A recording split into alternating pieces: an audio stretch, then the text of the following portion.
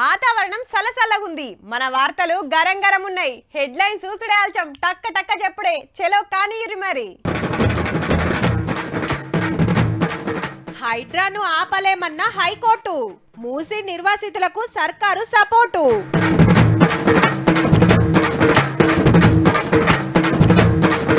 రుణమాఫీ మీద బీఆర్ఎస్ పోరు. తొండను పట్టిన రాజయ్య సారు.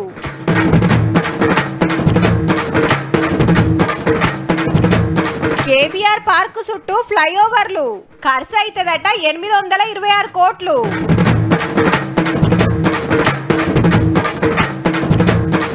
లడ్డు ఎంక్వైరీకి కొత్త కమిటీ. పట్టుబట్టలు ఎంకన్న పండక్కి.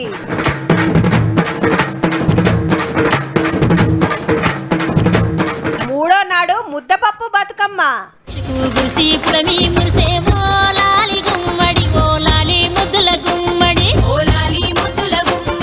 అమ్మో రేటు కాదు, ఫస్ట్ చెరువుకు ఎంత దూరం ఇల్లుందో గజ్జెప్పు. బ్యాంకులో ఉందేముంది, కాగితాలు పెడితే కండ్లు మూసుకొనిస్తారు.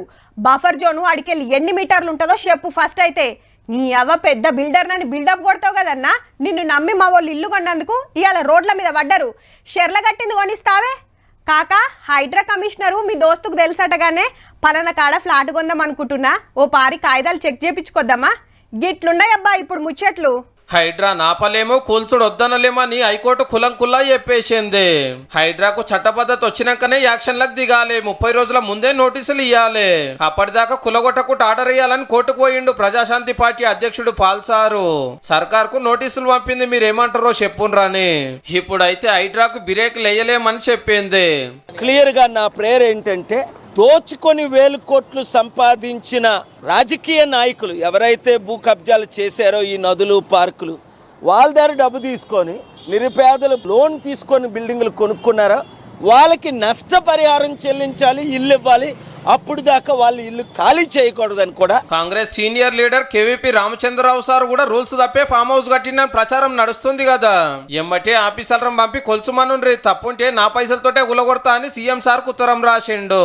శాసన మండలి చీఫ్ విప్ పట్నం మహేందర్ రెడ్డి సార్ మళ్ళొక పారి మైకుల ముంగట్టుకొచ్చిండు, నా farm house FTL buffer zone లో లేదని. ఆఫీసర్లు వచ్చారు, అది డౌట్ వచ్చి ఒక 3, 4, 5 సార్లు వచ్చారు. వచ్చే ఈ మ్యాప్, ఇది గవర్నమెంట్ మ్యాప్, బఫర్ FTL కు ఇది లేదు, ఉంటే తప్పకుండా నేను తీస్తా. కేటీఆర్ గారు, హరీష్ రావు గారు, సబితానంద రెడ్డి గారు, ఎందుకంటే అన్ని సిటీ ప్రాంతంలో తిరుగుతారు కాబట్టి ఈ ముగ్గురు కూడా అక్కడ రావచ్చు, చెప్పవచ్చు, నేను తీసేయడం జరుగుతుంది. ఇక మూసి ముచ్చట చూస్తే ఇక్కడ ఖాళీ చేసిన వాళ్ళకి డబుల్ బెడ్రూమ్ ఇండ్లు ఇచ్చే కార్యం నడుస్తుంది. ఆల్రెడీ 230 మందికి వచ్చినాయి కూడా. జప్పునే గ్రివెల్స్ సెల్ పెడతారట. ఇండ్ల తిప్పలు ఉన్నా, నీళ్ళు రాకున్నా, దగ్గర పట్ల ఇస్కూలు లేకున్నా చెప్పుకుంటానికి. ఎమ్మటే ఆఫీసర్లు పోయి అరుచుకుంటారా అన్నట్టు. అయితే ఎవరం కూడా బల్మీకి ఖాళీ చేపిస్తలేరు. అనుమానాలు అన్ని తీరినాకనే బండ్లు పెడతారట సామాన్లు వేసుకపోతానికి. చూస్తుంటే దసరేళ్ల దాకా ఈ కార్యం ఆగేటట్టే కొడుతుంది. కేటీఆర్ గారు మున్సిపల్ మినిస్టర్ ఉన్నప్పుడు డిమార్క్ చేసిండ్రు, ఆయన స్టార్ట్ చేస్తున్నారు మూసి డెవలప్మెంట్ ఫండ్ అని. జైకాతో కూడా 1000 crores అడ్వాన్స్ లోన్ కూడా తీసుకున్నాం. ఈరోజు మేము మార్కింగ్ చేసి మేము చేద్దామంటారకే ది స్టార్టెడ్ ద ఎస్టేట్. సన్నవడ్లకు ప్రత్యేక కొనుగోలు కేంద్రాలు పెట్టాలని అధికారులను ఆదేశించారు ముఖ్యమంత్రి రేవంత్ రెడ్డి. కొనుగోలు కేంద్రాల వద్ద కావాల్సిన ఏర్పాట్లు చేయాలన్నారు. ఈ సీజన్ నుంచే సన్నాలకు 500 బోనస్ ఇవ్వాలని, ధాన్యం కొనుగోలు చేసిన 48 గంటల్లో రైతుల ఖాతాల్లో నగదు జమ చేయాలని సూచించారు. తరుగు పేరుతో మోసం చేసిన వారిని ఉపేక్షించొద్దని, కఠిన చర్యలకు కూడా వెనకాడొద్దని ఆదేశించారు ఆయన. మరోవైపు ప్రతిపక్షాలు తమ పోరాటాన్ని ఉధృతం చేస్తున్నాయి. రుణమాఫీ గురించి రాజన్న సీరియస్ గా మాట్లాడుతుంటే దెబ్బలేసిరు కూకున్నోళ్ళంతా. అబ్బరే కొడుకో, తొర్రూరు మీటింగ్ లకు తొండొచ్చిందట.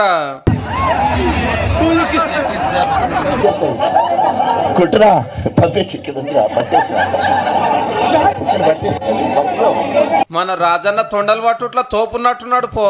కానీ అంగిలకు వచ్చేదాకా ఏర్పడకుండా వచ్చిన చిన్నగా గుండీలు ఇప్పుతున్నారు. బయటికి చూపియలే గాని తువాలలో తొండుంది, అవతలకి ఇచ్చిరేసిండ్రు. ఇంత మందిలకు అందరు నిడిచిపెట్టి రాజన్న మీదకే తొండెక్కిందంటే ఎంత ధైర్యం దానికి. అంతకంటే పెద్ద ధైర్యంతో సార్ పట్టేసిండు. రైట్గా సభ చాలా అయ్యింది. నీ భార్య ఆధార్ కార్డు ఇయ్యలేదు కనుక నీకు రుణమాఫీ కాకపో అన్నారట. ఇప్పుడు ఈ 50 ఎకరాలకు నాకెవడు పిల్లనిస్తాడు? ఈ రేవంత్ రెడ్డి అంటాడు ఎప్పుడు రుణమాఫీ చేస్తాడని ఆ ఎల్లరెడ్డి నా దగ్గరకు వచ్చి మొత్తుకోవట్టే.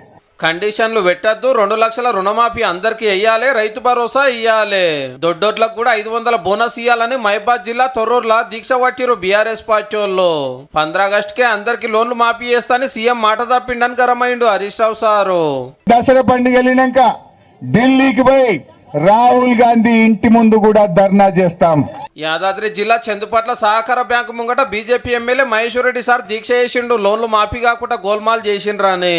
ఒకే పిఎస్ఎస్ లో 2900 పైచులకు మంది రైతన్నులకు రుణమాఫీ జరగలేదంటే ఎంతటి అరాచకమైనటువంటి ఈ ప్రోగ్రామ్ ని టేకప్ చేసిండు. ఇది జగిత్యాల జిల్లాలో రైతుల ర్యాలీ. వ్యవసాయ మార్కెట్ నుంచి కలెక్టర్ ఆఫీస్ దాకా నడిచిరు, లోన్లు సుక్తా ఇయ్యాలి, రైతు భరోసా ఇయ్యాలనేది మనోళ్ళ డిమాండ్. 2 లక్షల రుణమాఫీ వెంటనే. 2 లక్షల పైన ఉన్నటువంటి వాళ్ళకు కూడా వేసే బాధ్యత ఈ ప్రభుత్వాన్ని. మీరు ఆ పై అమౌంట్ 25,000 50,000 కట్టకపోతే మేము 2 లక్షలు వేసినా కూడా ఆ రైతుకు ఉపయోగం ఉండదు. అబ్బా, పట్నంలో బండ్లు నడిపేటోళ్ళు ఫస్ట్ తిప్పాలంటే ట్రాఫిక్ జామ్లతోటే. సిగ్నల్ కాగుడేనాయే. పచ్చ లైట్ పడ్డదని జర్రంతా బండి గదిలంగానే ఎమ్మట ఎర్ర లైట్ పడుతుంది, మళ్ళా ఆగాల్సిందే. ఒక్క సిగ్నల్ దాటడానికి 4-5 నిమిషాలు పడుతుంది. గదే ఫ్లైఓవర్ ఉంటే రప్పున వెళ్ళిపోవడే. హైదరాబాద్లో ఆడాడ కొత్తగా ఫ్లైఓవర్లు కడితే ఆ తొవ్వల పోయేటోళ్లకు జరంతా ఫాయిదా అవుతుంది. ఇప్పుడు ఇగో గిడ షురువు చేస్తారట.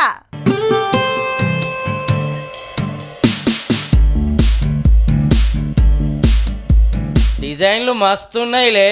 హైదరాబాద్ లో కేబీఆర్ పార్క్ చుట్టూరా ఇవన్నీ చూడబోతున్నాం. 6 జంక్షన్లలో ఫ్లైఓవర్లు అండర్ పాస్లు కట్టాలని డిసైడ్ చేసింది సర్కారు. Jubilee check post, KBR junction, cancer hospital, Agrasen junction, film Nagar junction, road number 45 జంక్షన్లకు వెళ్లి 2 లైన్ల ఫ్లైఓవర్లు, 2 లైన్ల అండర్ పాస్లు. అటు యూసఫ్ గూడ, పంజాగుట్ట, ఇటు మాదాపూర్, గచ్చిబౌలి తోవల పోయేటోళ్ళకి ఇక సిగ్నలే తలగది. 826 కోట్లు ఖర్చు అవుతుందని అందాజలు ఎక్కేసిండ్రు ఆఫీసర్లు. ఫస్ట్ కొంత అటెన్క కొంత కడతారట. కానీ ఈ పని ఎన్నడో కావాల్సి ఉండే. మస్తు ట్రాఫిక్ ఉండే ఏరియా, ఊకునే జామ్ అవుతుంటది. ఇక ఆనగిట్ల పడేనా అంటే సుక్కలే. మళ్ళా పెద్ద పెద్దోళ్ళు ఉంటారు. అటు hitech city, Jubilee Hills, Banjara Hills, film Nagar, కిందికి పంజాగుట్ట. ఇంత మెయిన్ ఏరియా కాబట్టి గిన్ని ఫ్లైఓవర్లు కట్టాల్సి వస్తుంది. భూమి పూజ ఎన్నడో గాని రప్ప ఫ్లైఓవర్లు, అండర్ పాస్లు కట్టిరా అంటే ట్రాఫిక్ తిప్పలు తప్పినట్టేనబ్బా.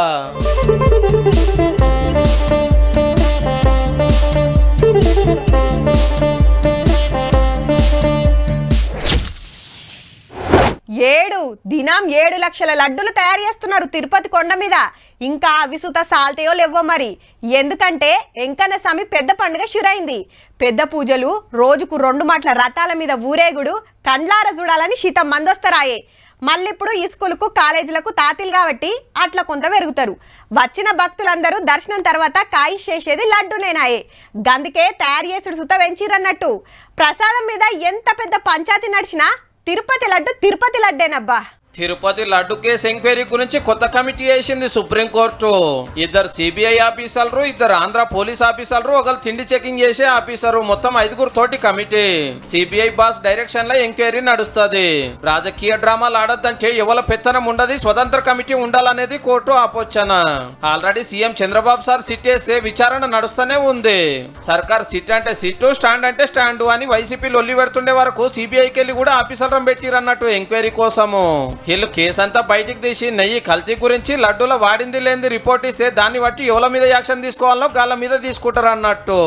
15 రోజుల కాంచెల్లి లడ్డూల మీద పెద్ద లడాయే నడుస్తుంది. మరి జగనన్న సీఎం గుండంగా జంతువుల కొవ్వు కలిసిన నెయ్యిని అగ్వకు తెచ్చిరు, దాంతో ప్రసాదం తయారు చేసిరని ఇటు గుడి కమిటీ వాళ్ళు, అటు సర్కారు వాళ్ళు. లే కల్తీ నెయ్యి వాడలేదు, ట్యాంకర్లు మలరగొచ్చినాము, అంత జూటా అని వైసీపీ.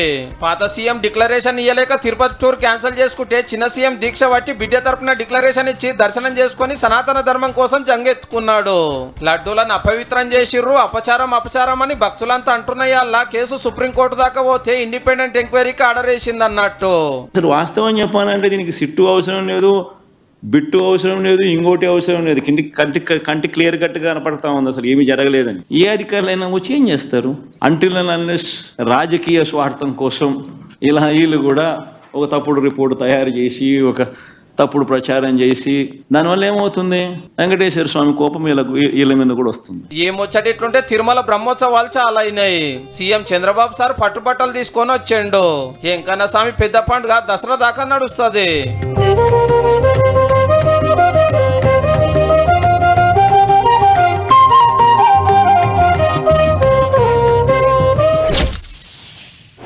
అరే గాళ్ళు ఇంటికి వచ్చిండ్రు ఆఫీసర్లు, మా ఇంటికి రాలే. ఇంటోళ్ళందరిని పిలిచి ఏమో రాసుకుపోయినరు. ఏంటి తమ్మి? ఏం లేదక్క, సర్వే చేస్తురు. అగో గాళ్ళకేం తక్కువైంది? ఉన్నోళ్ళకే ఇస్తారా, మాకు ఇయ్యరా? నీ ఎగిరితంగా చల్లగుండా చెప్పేదాకా నాగేటట్టు లేవు కదా. అందరు ఇంట్లోకి వచ్చి రాసుకపోతారు, మీ ఇంటోళ్ళ వివరాలు సుతా తీసుకుంటారు. ఇగో గిట్లున్నది ఊర్ల పొంట, ఎందుకో తెలుసు కదా. పట్నం రాజేంద్రనగర్ల ఆఫీసర్లను ఎంటబెట్టుకొని ఇల్లు తిరుక్కుంటా సర్వే చేపించిండు ఎమ్మెల్యే ప్రకాష్ గౌడ్ సారు. ఇంట్లో ఎంతమంది ఉంటారు, ఎవరెవరుంటారు, చదువుతున్నారా, జాబులు చేస్తారా, ఏమన్నా బీమార్లున్నాయా, గిట్లా అన్ని వివరాలు తీసుకుంటారు ఆఫీసర్లు. రేపు ఏ సమయం హాస్పిటల్ కానీ ఇంకేదానికైనా పెద్ద పెద్ద దానికి వచ్చినప్పుడు ఇవన్నీ కూడా మనకు అవసరం పడ్డప్పుడు మనకి ఇవన్నీ యాద వస్తుంది. అందుకని దయచేసి మీరు అందరూ కూడా ప్రజలందరూ కూడా తీసుకునే బాధ్యత తీసుకోవాలి. 119 నియోజకవర్గాలల్లో 238 ఊర్లు డివిజన్లల్లో బేస్తారం చాలైన ఇంటింటి సర్వే జోరుగా నడుస్తుంది. గ్రేటర్ హైదరాబాద్ లో 24 నియోజకవర్గాలలో ఒక్కొక్క కాలనీ చొప్పున మొత్తం 25,000 కుటుంబాలను సర్వే చేస్తానికి 96 టీములు వేసిండ్రు. ఒక్క టీము రోజుకు 40 ఇండ్లు సర్వే చేస్తుందట. జిల్లాలలో సుతా సర్వే జరుగుతుంది. ఆసిఫాబాద్ కలెక్టర్ వెంకటేష్ సార్ చూడుర్రి పబ్లిక్ కు ఎంత ముద్దుగా ఎరక చెప్తున్నాడో. ఎవరైనా కొత్త పెళ్లి అయ్యి వచ్చి ఉంటారు కదా, వాళ్ళు కూడా రాసుకుంటాము. ఎవరు పెళ్లి చేసి వెళ్ళి ఉంటారు కదా, వాళ్ళు డిలీట్ కూడా చేస్తాం. సో ఒక్కటొక్కటి అన్ని ఈ నెల 8 తారీఖు లోపల సర్వే ఓడిపించి 10 తారీఖు నాడు సర్కారుకు ఒప్పచెప్తారు. ఇక ఈ వివరాలను బట్టి గవర్నమెంట్ డిజిటల్ కార్డులు ఇస్తదన్నట్టు. అవి ఎంత ఫాయిదా అవుతున్నాయో చూసి రాష్ట్రం అంతటా పంచే పనిలున్నారు.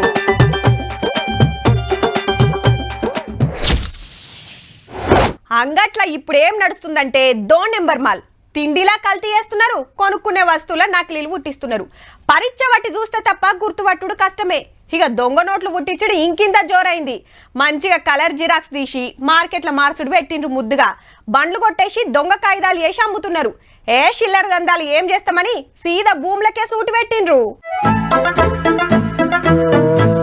డౌట్ ఏం లేదు, పక్క ఫేకే.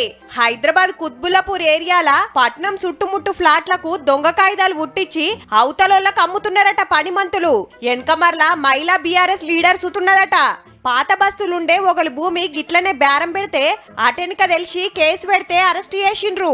పద్మజారెడ్డి అలియాస్ కుత్బుల్లాపూర్ పద్మ ఈ భూమిని సొంతం చేసుకోవాలని ఒక ముఠాని సంప్రదించి ఆ ముఠా నాయకుడు కరుణాకర్ ఇతనికి 300 లక్షలు ఇచ్చి ఫేక్ డాక్యుమెంట్స్ తయారు చేయించింది. బతుకున్నోళ్లను కాలం చేసినట్టు డెత్ సర్టిఫికెట్లు తీసి అవి పెట్టి మేమే అల్ల వారసులమని దొంగ ఆధార్ కార్డులు తయారు చేపిస్తున్నారు. మార్కెట్ రేట్ కంటే ఓ 10 రూపాయలకు అగ్వకే ఇస్తామని ఆశ పెట్టి వచ్చినోళ్లకు అంటగడుతున్నారన్నట్టు. చూస్తున్నారు కదా, ఎప్పుడో ప్లాట్లు కొని పెట్టుకున్నోళ్ళు ఓ పారి అట్లా పోయి చెక్కింగ్ చేసుకోర్రి. అట్లనే కొత్తగా ఫ్లాట్లు కొంటోళ్ళు కాగితాలు కరెక్ట్ గా చూసుకోర్రి, లేదంటే ఉత్త పుణ్యానికి గుండ్లు కొట్టుకునే కథ అవుతుంది మళ్ళా.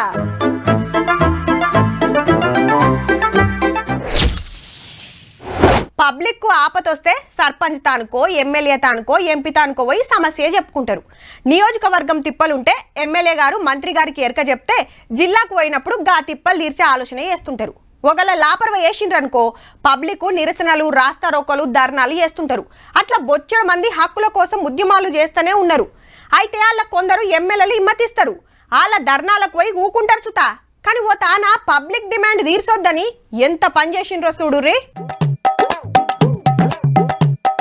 అరే గన్లకి ఎట్లా పోయినరో, తన్లాడుకుంటా మెల్లగా బయటికి వస్తున్నారు. కానీ మనోళ్ళు కావాలనే ఇంట్లోకి దుంకేర్రు. అది కూడా మహారాష్ట్ర సచివాలయం 3వ అంతరం మించాలి. మళ్ళా దుంకింది పెద్ద పెద్దోళ్ళు. ఒకళ్ళు చిన్న స్పీకరు, 3 ఎమ్మెల్యేలు, 1 ఎంపీ. అందరు కూడా పవర్లున్న పార్టీ లీడర్రే. గంత పెద్దోళ్లకు గింత ఆపత ఎందుకు వచ్చింది అంటారా? మహారాష్ట్రలో ధన్గర్ అనే సామాజిక వర్గం బీసీలుంటే ఎస్టీలకు దేవాలని డిసైడ్ చేసింది గవర్నమెంట్. వద్దంటే వద్దని ఎస్టీలు లడాయి అందుకుంటే అలా తరపున ఈ లీడర్లు సీఎం ను కలిసినా ఫాయిదా కాలేదట. అగో గందుకే ఖుద్దు సచివాలయం బంగ్లా మీదకెళ్లే దుంకేర్రు. అయితే కొందరు గిసొంటి కథలు పడతారని 6 ఏళ్ల కిందటే ఈ ఒల కట్టిండ్రు కింద పడకుండా. ఈ ముచ్చట మనోళ్ళకు కూడా ఇరకనే. గందుకే సీదా ఈడికొచ్చి దుంకినట్టున్నారు. అబ్బా మా వాళ్ళు పానాలకు తెగించి కొట్లాడుతున్నారని ఫుల్ పబ్లిసిటీ వచ్చినట్టే. మీ పార్టీ పవాలరుండే, మీరే ఒప్పుకోవాలి. అవసరమైతే దీక్షనో ధర్నానో చేయాలి. అంతేగాని ఇట్లా బంగ్లాల మీదకెళ్ళి దుంకుడేంది సాలరు. ఆయనతో పుట్టుకున్న జాలి దిగిపోతే ఏంది కథ? మహారాష్ట్రలో చెప్పున్నే అసెంబ్లీ ఎలక్షన్లు ఉన్నాయి. ఓట్ల ముంగట మనోళ్ళ పర్ఫార్మెన్స్ సూపర్ పో.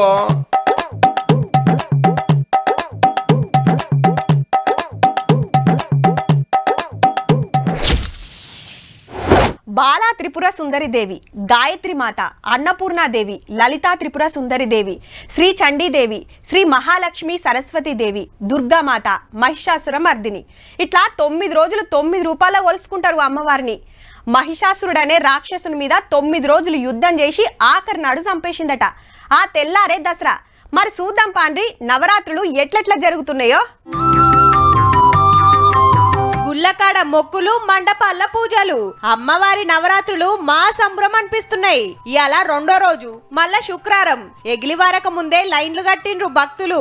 బాసర సరస్వతమ్మ, గద్వాల జోగులమ్మ, యమలాడ రాజరాజేశ్వరమ్మ, వరంగల్ భద్రకాలమ్మ, జూబ్లీ హిల్స్ పెద్దమ్మ, బల్కంపేట ఎల్లమ్మ, ఆడ ఈడనేం లేదు.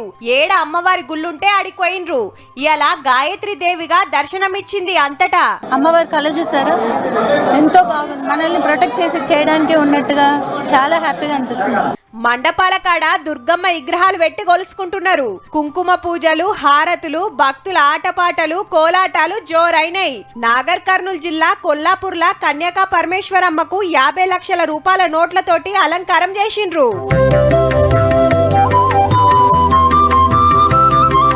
బెజవాడ దుర్గమ్మకు పావు తక్కువ 2 కిలోలతోటి వజ్రాల కిరీటం చేపించిండు ఓ బొంబాయి భక్తుడు. ఎంపీ సుజనా చౌదరి సారు ఇంకొందరు కూడా తల్లికి బంగారు నగలు చేపించిండ్రు. గుడంతా ముద్దుగా శృంగారిస్తే రాత్రి చూడురి కరెంటు బుగ్గల ఎలుగులా ఎట్లా శమక్కుమంటుందో.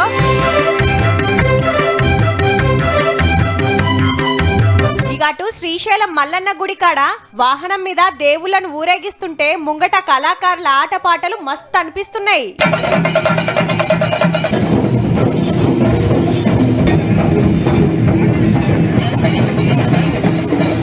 మూడో నాడు ముద్దపప్పు బతుకమ్మ వేర్చిండ్రు.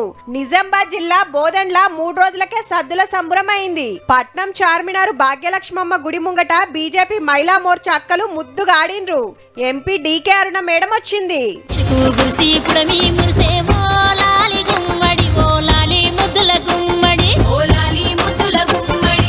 మైసమ్మ కూడా మల్లారెడ్డి కాలేజీలా గిట్ల జోరు చూపించిండు మల్లన్న.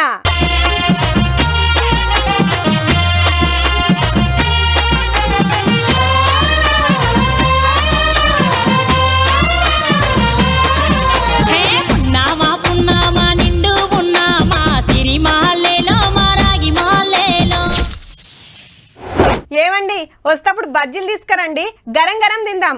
హగో గింత ఎండ కొడుతుంటే బజ్జీలేందే? అయ్యో మీ ఆఫీస్ కాడ ఎండుందేమో, మన ఇంటికాడ ఆనబడుతుంది. 3 దోస్తులు బీర్లు తాగుదామని బారుకుపోయినరు. కానీ సిట్టింగ్ వేసినాక కోటర్లు కుమ్మాల్సి వచ్చింది. కాక పొద్దుగాల బండి దూడదామని బయట పెట్టిన బకెట్ తోటి నీళ్లు తెచ్చేలోపే పైపు పెట్టి అడిగినట్టే తేటగా అయిందిరా.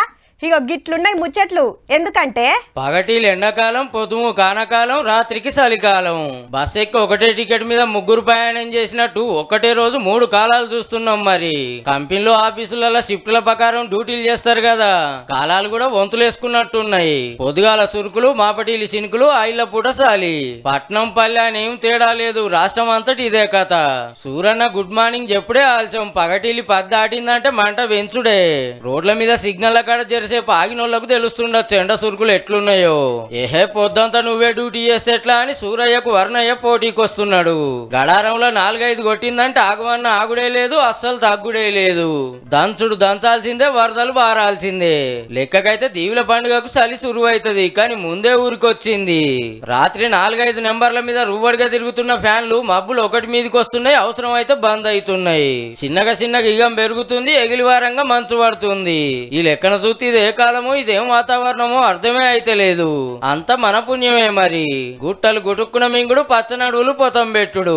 ప్రకృతిని ఎంత ఆగం చేయాలనో అంత చేస్తుంటే ఏ టైంలో ఎవరు డ్యూటీ చేయాలనో తెలియక కాలం కూడా కన్ఫ్యూజ్ అవుతున్నట్టుంది పో.